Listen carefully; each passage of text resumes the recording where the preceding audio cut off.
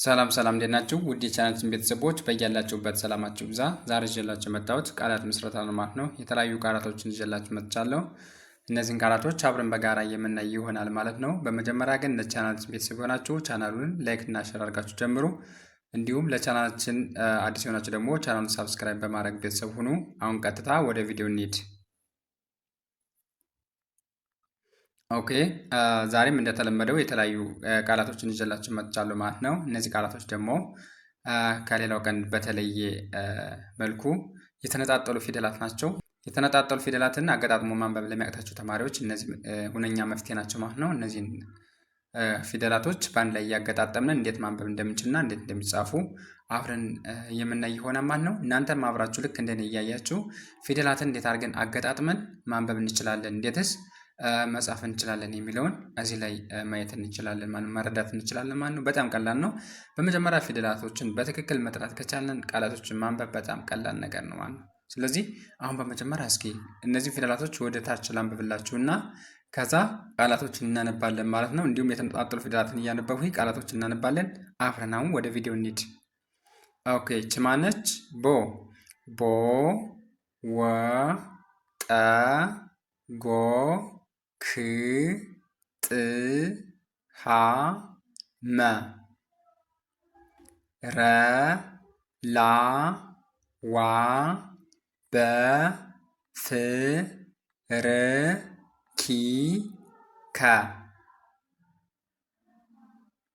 ሸ ጂ ት ዝ ል ስ ም ረ ልክ እንደዚህ ፊደላቶችን አሁን ወርታች ስታነቡ በትክክል ማንበብ ከቻላችሁ እርግጠኛ ሆኜ ነው የምነግራችሁ እነዚህ ቃላቶች ለእናንተ በጣም ቀላል ናቸው ማለት ነው። ስለዚህ በመጀመሪያ ማወቅ የሚጠበቅብን ምንድነው? እነዚህን ፊደላቶችን ማወቅ አለብን ማለት ነው። ፊደላቶችን ካወቅን ቃሉን መጥራት በጣም ተራ ነገር ነው ማለት ነው። ምክንያቱም ከዚህ ላይ ያለው ፊደላቶችን ስናነብ ከዚህ ላይ ያለው ቃል ይሰጠናል ማለት ነው። ልክ ፊደሎችን ስናነባቸው ቃሉን ማግኘት እንችላለን ማለት ነው። ልክ እንደ መሪ ሆኖ ነው የሚያገለግለን። ፊደላቶችን በትክክል ከጠራናቸው ቃል ማለት መንገድ ነው፣ ያጉዛል፣ ይነግራል፣ ወዴት አቅጣጫ መሄድ እንዳለብን ይነግረናል ማለት ነው።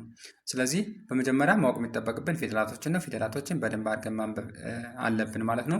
ፊደላቶችን በትክክል ከጠራናቸው ቃላቱን ማንበብ ለእኛ በጣም ቀላል ነው ማለት ነው። ምክንያቱም ቃላቶች ሁሌ ዘወትር የምንጠቀምባቸው ቃላቶች ስለሆኑ ሁሌም የምናውቃቸው ነው። ሁሌም ዘወትር በዕለት ተግባራችን ላይ የምንተገብራቸው ነገሮች ስለሆኑ ከዛው ላይ ፊደሎችን በትክክል ስንጠራ ይህን ቃል ይነግረናል ማለት ነው። እንደዚህ እያደረጋችሁ ማጥናት ይጠበቅባቸዋል። በመጀመሪያ ግን ሁሌም እናገራለሁኝ የምነግራችሁ ነገር ቢኖር ምንድን ነው? ፊደላቶችን በደንብ አድርጋችሁ ማወቅ ይጠበቅባቸዋል ማለት ነው። ወደ ቃላት ከመሄዳችሁ በፊት ፊደላቶችን በደንብ አድርጋችሁ ማወቅ አለባችሁ። ይሄ ለእናንተ ግዴታ ይሆናል ማለት ነው እንጂ ቃላት ላይ ቀጥታ ብትሄዱ ምንም ነገር የምታገኙት ነገር የለውም። በሽምደዳ የሚሆን ነገር ስለሌለ እርግጥ በሽምደዳ የተወሰነ ቃላቶችን ልትይዙ ትችላላችሁ። ነገር ግን ፊደላቶችን በደንብ አድርጋችሁ ካለያችሁ በሽምደዳ የምትይዙት ቃል ለእናንተ አይጠቅሟቸውም ማለት ነው። ስለዚህ ፊደላቶችን በደንብ አድርጋችሁ እንድታዩ እመክራችኋለሁ። አሁን ቀጥታ እያንዳንዱ ፊደል የት እንደመጣና ፊደሎችን እያነበብኩኝ እያንዳንዳቸውን ፊደል እየጠራው እሄዳለሁ ማለት ነው። እናንተም ልክ እንደ እየጠራችሁ አብራችሁ እኔ ጋር እያነበባችሁ እስከ መጨረሻው አብራችሁ ይቆዩ። አሁን ቀጥታ ወደ ቪዲዮ እንሂድ። ኦኬ ይቺ ቦ ከበቤት የመጨረሻ ፊደል ነች። ይቺ ደግሞ ረ ከረቤት የመጀመሪያ፣ ይቺ ደግሞ ሸ ከሸቤት የመጀመሪያ። ይቺ ቦ ነች፣ ይቺ ረ ነች፣ ይቺ ደግሞ ሸ ነች ማለት ነው። ስለዚህ ልክ ከዚህ ላይ ያለውን ቦን ከዚህ ላይም ስንሄድ ቦ ብለን ነው የምንጠራው። ከዚህ ላይም ረ፣ ከዚህም ስንሄድ ረ ብለን እንጠራዋለን። ከዚህም ሸ ነው፣ ከዚህም ስንሄድ ሸ ብለን እንጠራዋለን ማለት ነው። ልክ ከዚህ ላይ ያወጣነውን ድምፅ መልሰን ከዚህ ላይ ስናወጣው ይህንን ቃሉን ይሰጠናል ማለት ነው። ስለዚህ ይህንን በአንድ ላይ አድርገን ስናነበው ምን ይላል? ቦ ረ ሸ ቦረሸ ይላል ማለት ነው። ተመልከቱ እዚህ ላይ ቦ አለን፣ ከዛ ረ ሸ፣ ከዚህ ላይም ቦረሸ ቦረሸ ብለን ማንበብ እንችላለን ማለት ነው። ከዚህ ላይ ያለውን ፊደላቶችን በደንብ አድርገን ካነበብናቸው ከዚህ ላይ ያሉትን ፊደላቶችን በደንብ አድርገን ካነበብናቸው እዚህ ላይ ቃሉን መጥራት ለእኛ አይከብደንም ማለት ነው። ወ ቀጣይ እዚህ ላይ ደግሞ ነው ላ፣ እዚህ ጂ። ወ ከወ ቤተሰብ የመጀመሪያ ነው። ላ ከለ ቤተሰብ አራተኛ፣ ጂ ከጀ ቤተሰብ ስድስተኛ ማለት ነው። ስለዚህ እነዚህን በትክክል ከጠራን በኋላ ይህንን ቀጥታ ማንበቡ ለእኛ ይከብደን ማለት ነው። ይህንን ባንድ ላይ ስናነበው ምናል ማለት ነው። ከዚያ ላይ ልክ እንደጠራናቸው ወላጅ ወላጅ ብለን ማንበብ እንችላለን ማለት ነው። ቀጣይ አሁንም እዚህ ላይ ጠ ከጠቤት የመጀመሪያ፣ ዋ ከቤት አራተኛ፣ ት ከተቤት ስድስተኛ ማለት ነው። ይኸው ጠ አልኩኝ፣ ዋ አልኩኝ፣ ት ከዚህ ላይም ስናነበው በአንድ ላይ ስናነበው ምን ለማለት ነው? ጠዋት ጠዋት ይላል ማለት ነው።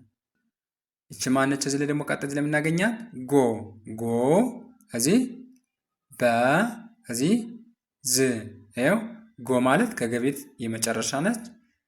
በ ከበቤት የመጀመሪያ፣ ዝ ከዘቤት ስድስተኛ ማለት ነው። ስለዚህ ይኸው ጎ አልኩኝ፣ በ አልኩኝ፣ ዝ ብዬ ጠራኋቸው። ከዚህ ላይም ሳነበው ምን ብዬ ነው የማነበው?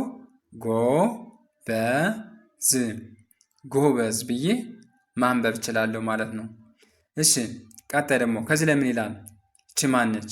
ክ ከከቤት ስንተኛ ነች? ስድስተኛ። ይችስ ፍ ከፈቤት ስንተኛ ነች? ስድስተኛ። ይችስ ል ከለቤት ስንተኛ ነች? ስድስተኛ። ስለዚህ ይኸው ክ አልኩኝ፣ ፍ አልኩኝ፣ ል ይኸው እያንዳንዳቸው እነዚህ ላይ ፊደላቶችን ለይቼ ካወቅኋቸው በአንድ ላይ ተጣምረው ሲመጡ ራሱ ቀላል ነው ማለት ነው። ስለዚህ ከዚያ ላይ ልክ የጠራኋቸውን ፊደሎች እዚህ ላይም ደግሜ እጠራቸዋለሁ ማለት ነው። ክ ፍ ል ክፍል ብዬ ማንበብ እችላለሁ። ይኸው ከዚህም ክ አልኩኝ፣ ፍ አልኩኝ፣ ል አልኩ። ይህንን በአንድ ላይ አድርገን ስናነበው ምን ማለት ነው? ክ ፍ ል ክፍል ብለን ማንበብ እንችላለን ማለት ነው። ኦኬ ቀጣይ ደግሞ ይቺ ማነች? ጥ ከጠቤት ስንተኛ? ስድስተኛ ፊደል። ይችስ ር ከረቤት ስንተኛ ነች? ስድስተኛ ፊደል። ይቺ ስ ከሰቤት ስንተኛ ነች? ስድስተኛ። ሁሎችም ስድስተኛ ወይም ሳድስ ድምጾች ናቸው ማለት ነው። ስለዚህ ይኸው ከዚህ ላይ ጥ አልኩኝ፣ ር አልኩኝ፣ ስ ከዚህ ላይ የምጀማነበው ልክ በዚሁ በተመሳሳይ ነው። ይኸው ጥ ር ስ ባንድ ላይ ሳነበው ጥርስ ብዬ ማንበብ እችላለሁ ማለት ነው። ምን ብዬ ማንበብ እችላለሁ? ጥርስ ብዬ ማንበብ እችላለሁ ማለት ነው። ኦኬ ቀጣይ ደግሞ ከዚህ ላይ ማን እናገኛለን? እች ማነች? ሀ ሀ ሶስት አይነት የሀ ዝርያዎች አሉ።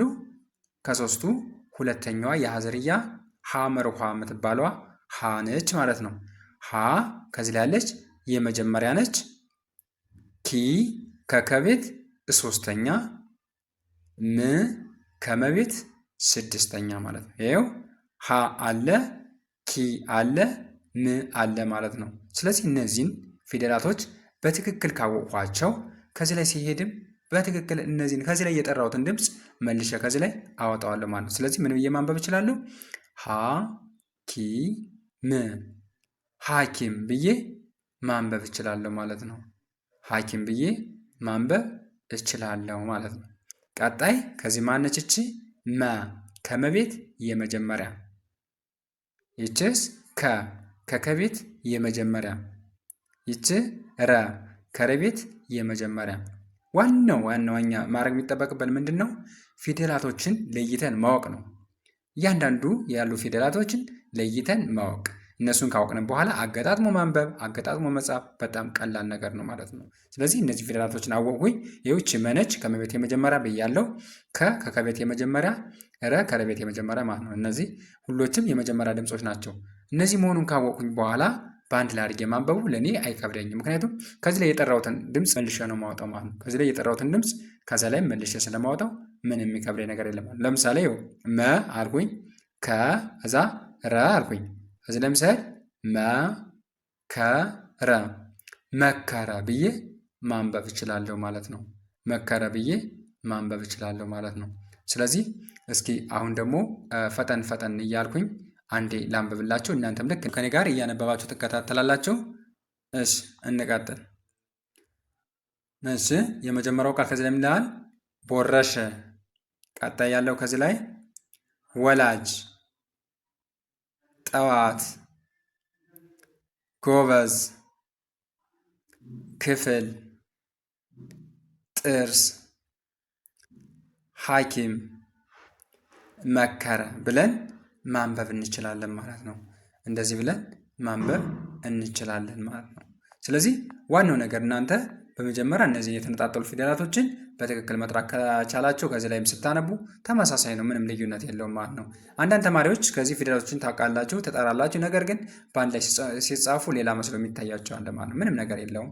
ከዚያ ላይ ያለውን ድምፅ እንዳልትጠራላችሁ ቃሉ ራሱ ይማራቸዋል ማለት ነው። እንደዚህ እያደረጋችሁ ተለማመዱ። ዛሬ ይዤላችሁ የመጣው ቪዲዮ ይህን ይመስል ነበር።